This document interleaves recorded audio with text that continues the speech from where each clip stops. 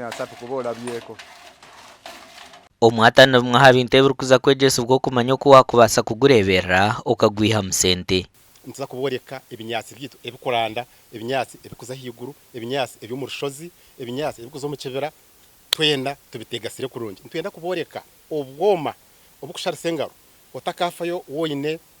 otine sente ntwenda ba mache mukimanya munonga ebintu nk'ebikonko by'ebicoori emikamba orucamba hamwe n'endijo myate basakora cyangwa mu bahingi kasita bahiko muri Harvest Money Expert Vision Group erikuza kuba mu Kishayi Kororo okwihebera 23 by'okwezi oku okusyebera 25 twareta obwoma bukuza kusiba bukasiba obunyasi bwanyu ekitweta he omurujungu twareta ebyoma ebikoresibwa engine ekitweta motorized machines mutakabura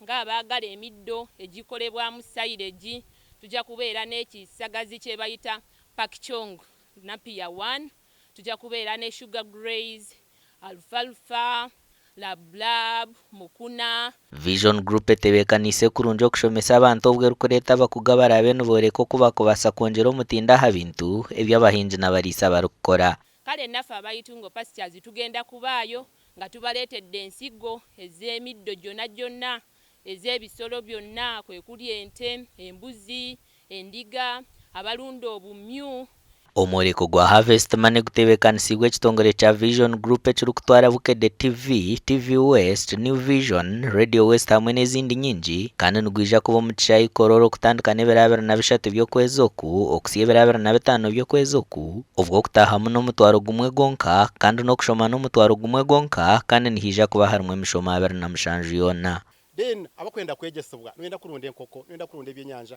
imwe nza kushaba emitwareji